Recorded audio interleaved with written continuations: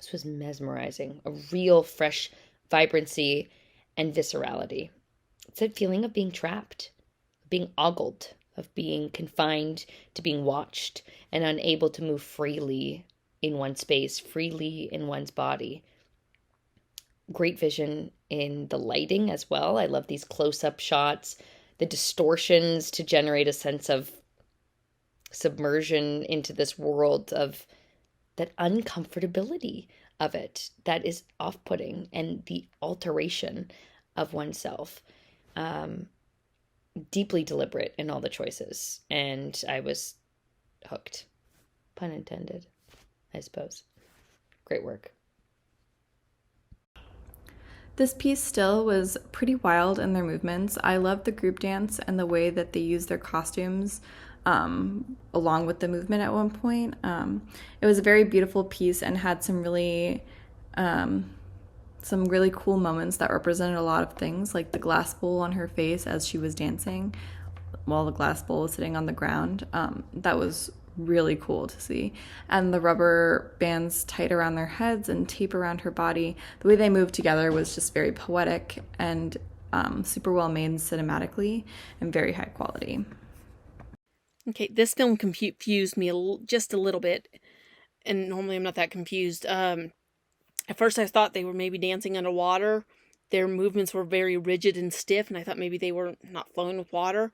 But then there was a fishbowl under there that one of them were peering through, and then it disappeared, and they were back to being stiff. And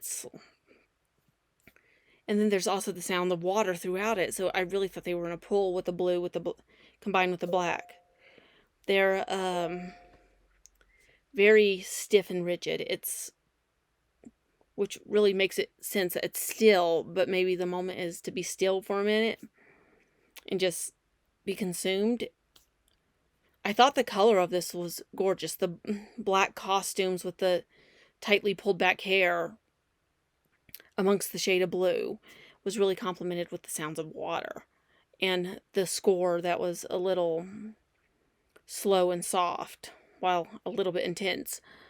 It's really there. It's just the message didn't really come across to me. It was kind of confusing because there were certain sounds going that didn't make sense with what you were seeing on screen.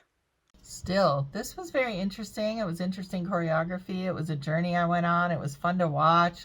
The performers were really good. The choreography was neat. The editing was great.